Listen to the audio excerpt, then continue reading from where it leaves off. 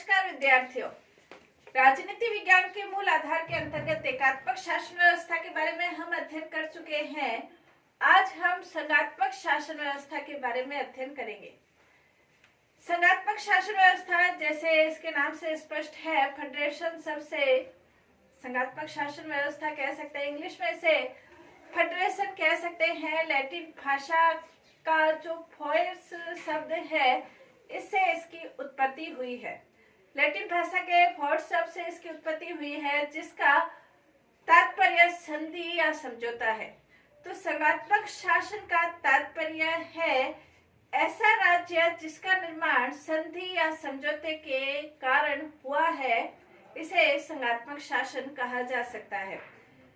वैसे यदि इसका इतिहास देखें तो अमेरिका संघात्मक शासन का एक महत्वपूर्ण उदाहरण, आदर्श उदाहरण कहा जा सकता है। ब्रिटेन से 133 के करीब उपनिवेश स्वतंत्र हुए और उन्होंने संधि करके एक ढीले ढाले परिसंघ का निर्माण किया, लेकिन 1781 में 1781 के अंतर्गत फिलाडेल्फिया सम्मेलन के अंतर्गत संघात्मक शासन का जो स्वरूप है उसके अंतर्गत ये सभी उपनिवेश अपने संधि और समझौते के आधार पर संघात्मक शासन व्यवस्था के अंतर्गत अपने आप को उन्होंने परिवर्तित करके अमेरिका में संघात्मक शासन व्यवस्था का कह सकते हैं शुरुआत की। अमेरिका संघात्मक शासन का एक प्रमुख देश माना जा सकता है, एक शुरुआत वाला देश माना जा सकता है। और अमेरिका में संघात्मक शासन शुरू होने के बाद दूसरे अनेक देशों ने अमेरिका के मॉडल के अनुरूप, अपने देश की परिस्थितियों के अनुरूप उसमें थोड़ा बहुत परिवर्तन करते हुए संघात्मक शासन व्यवस्था को और भी कई देशों ने ग्रहण किया। जैसे भारत ने संघात्मक शासन व्यवस्था को ग्रहण किया, कनाडा ने किया, ऑस्ट्रेलिया ने संघात्मक शासन व्यवस्था, स्विट्जरलैंड ने संघात्मक शासन व्यवस्था को अपने देशों में लागू किया। संघात्मक शासन क्या है उसके बारे में यदि हम अध्ययन करें तो जैसे फाइनल ये कहते हैं, संघात्मक राज्य वह है जिसमें सत्ता एवं शक्ति का एक भाग संघीय इकाइयों में निहित रहता है, जबकि दूसरा भाग केंद्रीय संस्थाओं में निहित रहता है। और क्षेत्रीय इकाइयां केंद्रीय संस्थाओं में जिन्हें की क्षेत्रीय इकाइयों ने जानबूझकर जिसका निर्माण किया है।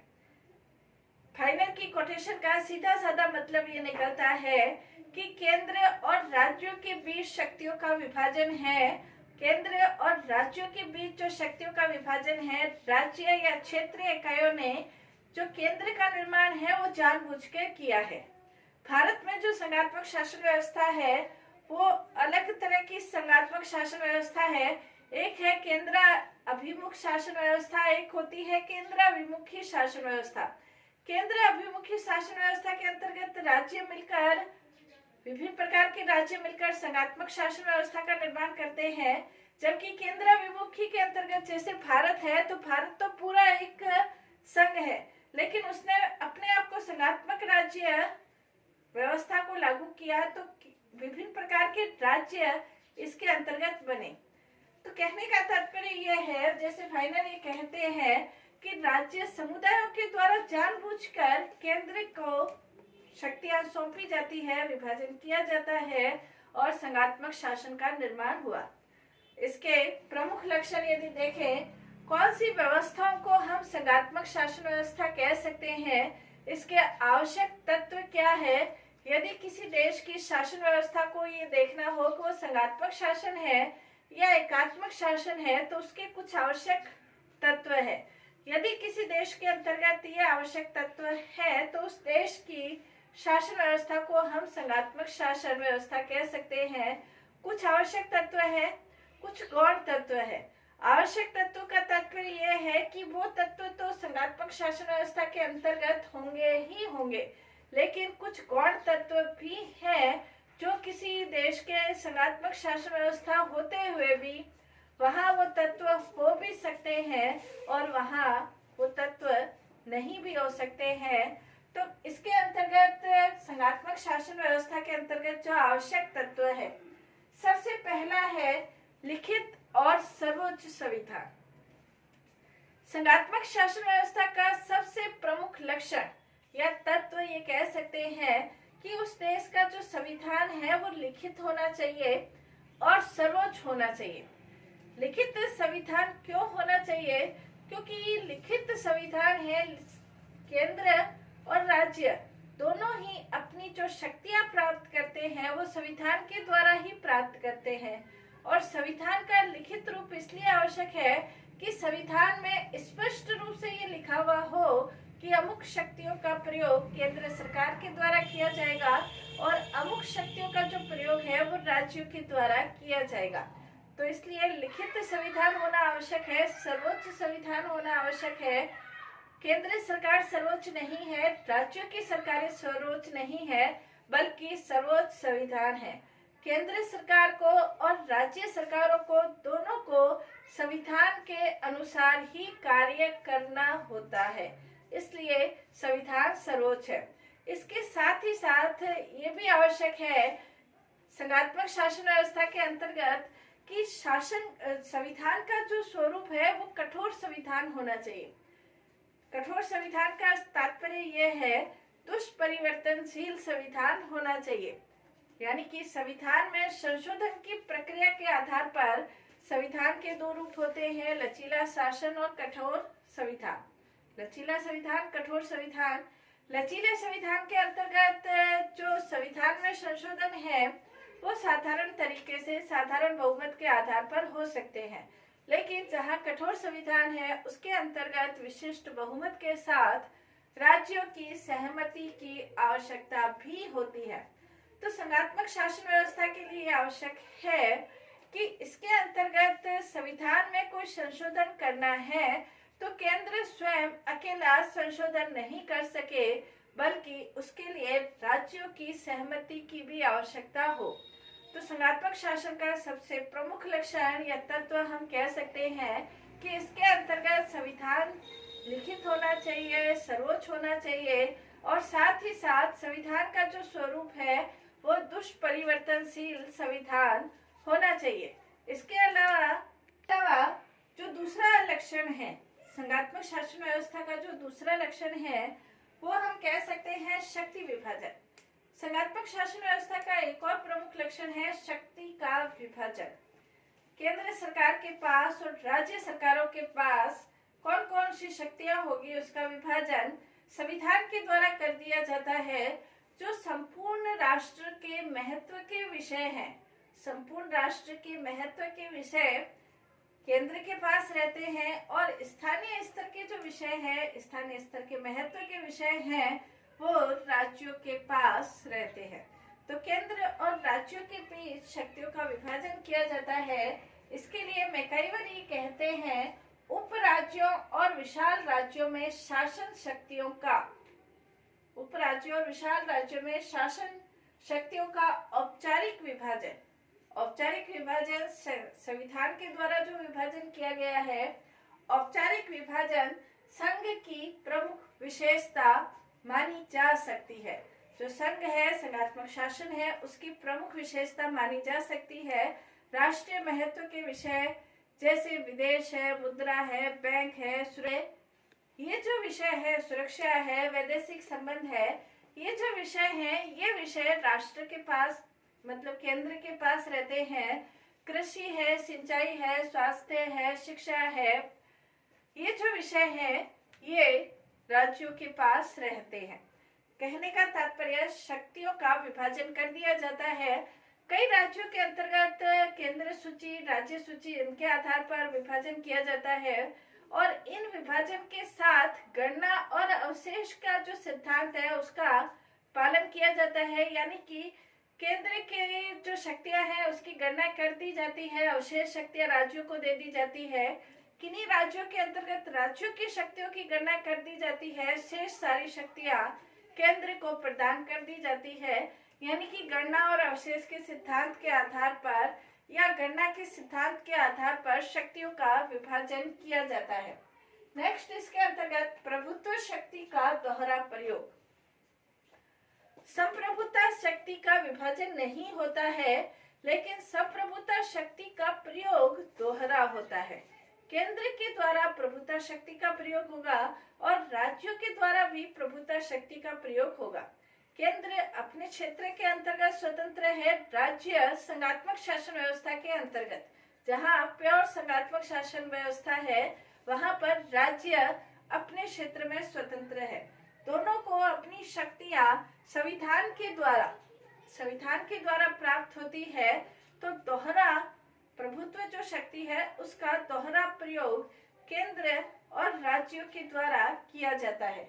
नेक्स्ट इसकी विशेषता है सर्वोच्च न्यायपालिका। संघात्मक शासन व्यवस्था का ये भी एक प्रमुख लक्षण है कि यहाँ पर सर्वोच्च न्यायपालिका आवश्यक है। सर्वोच्च, निष्पक्ष और स्वतंत्र न्यायपालिका संघात्मक शासन व्यवस्था का एक प्रमुख और आवश्यक लक्षण है। क्यों आवश्यक लक्षण है? क्योंकि संविधान के द्वारा जो शक्तियों का विभाजन कर दिया गया है, केंद्र के पास अपनी शक्तियां हैं, राज्यों के पास अपनी शक्तियां हैं, लेकिन केंद्र और राज्यों के बीच शक्तियों के विभाजन के संबंध में दोनों के बीच विवाद की स्थिति उत्पन्न हो सकती है। केंद्र और राज्यों के बीच जो विवाद का निपटारा है, वो न्यायपालिका के द्वारा ही किया जाएगा। इसके अलावा संघात्मक शासन व्यवस्था में ये भी आवश्यक है कि दोनों केंद्र और राज्य दोनों अपनी शक्तियों का प्रयोग, न्यायपालिका और निष्पक्ष न्यायपालिका आवश्यक है, क्योंकि संविधान के द्वारा दोनों को शक्तियां प्राप्त है और केंद्र और राज्य अपनी शक्तियों का प्रयोग संविधान के अनुसार कर रहे हैं या नहीं कर रहे, ये दायित्व भी न्यायपालिका का होता है। न्यायपालिका का ये अधिकार है कि वो ये देखे कि केंद्र सरकार और राज्यों की सरकारें संविधान के अनुसार कार्य नहीं करती है, तो वो उनके कार्यों को अवैध घोषित कर सकता है, जिसे कि न्यायिक पुनरावलोकन की शक्ति कहा गया है। तो न्यायपालिका को यहाँ पर संघात्मक शासन के अंतर्गत न्यायपालिका स्वतंत्र, निष्पक्ष और सर्वोच्च होनी आवश्यक है। इसके साथ ही साथ न्यायपालिका की स्वतंत्रता के लिए भी अनेक प्रकार के प्रयास संघात्मक शासन में किए जाते हैं, जैसे उनको कार्यकाल की सुरक्षा प्रदान की जाती है, कार्यपालिका से स्वतंत्र रहते हुए वो कार्य करती है, साथ ही साथ उसके वेतन के संबंध में, उनके पद के संबंध में सुरक्षा प्रदान की जाती है। तो ये सब इसलिए किया जाता है ताकि न्यायपालिका अपना कार्य स्वतंत्रता पूर्वक संपन्न कर सके। तो संघात्मक शासन व्यवस्था के ये आवश्यक तत्व है, लेकिन संघात्मक शासन व्यवस्था के अंतर्गत कुछ गौण तत्व भी होते हैं। उन गौण तत्वों के आधार पर भी कई राज्यों में संघात्मक शासन व्यवस्था के अंतर्गत ये गौण तत्व भी दिखाई देते हैं, जैसे दोहरी नागरिकता। जहां संघात्मक शासन है, वहां नागरिकता दोहरी होती है, एक केंद्र की नागरिकता और एक उस राज्य की नागरिकता। जैसे अमेरिका के अंतर्गत संपूर्ण अमेरिका की नागरिकता प्रत्येक वहां के नागरिक को प्राप्त है, और दूसरा जो वहां के राज्य है उसकी भी नागरिकता उन नागरिकों को प्राप्त है। जैसे वॉशिंगटन या कैलिफोर्निया, जो भी वहां के राज्य हैं, वहां की नागरिकता भी उन नागरिकों को प्राप्त होती है। इसको गौण लक्षण इसलिए कहते हैं क्योंकि कई देशों के अंतर्गत, राज्यों के अंतर्गत दोहरी नागरिकता संघात्मक शासन व्यवस्था होते हुए भी दोहरी नागरिकता नहीं होती। क्योंकि जैसे भारत है, तो भारत के अंतर्गत संघात्मक शासन व्यवस्था के जो दूसरे लक्षण हैं वो हमें देखने को मिलते हैं, लेकिन भारत के अंतर्गत निवास करने वाला प्रत्येक नागरिक भारतीय नागरिकता का ही प्रयोग करता है, यानी कि यहाँ पर इकहरी नागरिकता है। राज्यों की नागरिकता यहाँ के नागरिकों को प्राप्त नहीं है, इसलिए इसे गौण लक्षण कहा जा सकता है। दूसरा, इसके अंतर्गत राज्यों का जो उच्च सदन है वो राज्यों का प्रतिनिधित्व करता है। उच्च सदन के अंतर्गत, यानी कि केंद्रीय संसद के अंतर्गत जो उच्च सदन है, वो उच्च सदन राज्यों का प्रतिनिधित्व करने वाला सदन होगा। जैसे भारत के अंतर्गत राज्यसभा है, ब्रिटेन के अंतर्गत, ये अमेरिका के अंतर्गत जैसे सीनेट है, स्विट्जरलैंड के अंतर्गत जैसे संघीय परिषद है, तो ये जो उच्च सदन है ये राज्यों का प्रतिनिधित्व करेगा। राज्यों का प्रतिनिधित्व करने के कारण केंद्र के अंतर्गत जो योजनाएं बनती है या जो कानून है, वो कोई भी विकास के कार्यक्रम है, संधि है, समझौता है, वैदेशिक संबंध है, इसके अंतर्गत राज्यों की सहमति भी ये आवश्यक होती है, क्योंकि राज्यों का प्रतिनिधित्व उच्च सदन में होता है। ये गौण लक्षण है। नेक्स्ट, इसके अंतर्गत संघीय संविधान में संशोधन में महत्व। राज्यों का संविधान में संशोधन में पूरा महत्व होता है। बिना राज्यों की सहमति के संविधान में संशोधन नहीं हो सकता। ये संघात्मक शासन व्यवस्था का एक आवश्यक लक्षण माना जा सकता है। तो आज हमने संघात्मक शासन व्यवस्था के आवश्यक तत्व और गौण तत्वों के बारे में अध्ययन किया। नेक्स्ट क्लास में संघात्मक शासन व्यवस्था के क्या गुण हैं उसके बारे में हम अध्ययन करेंगे। धन्यवाद।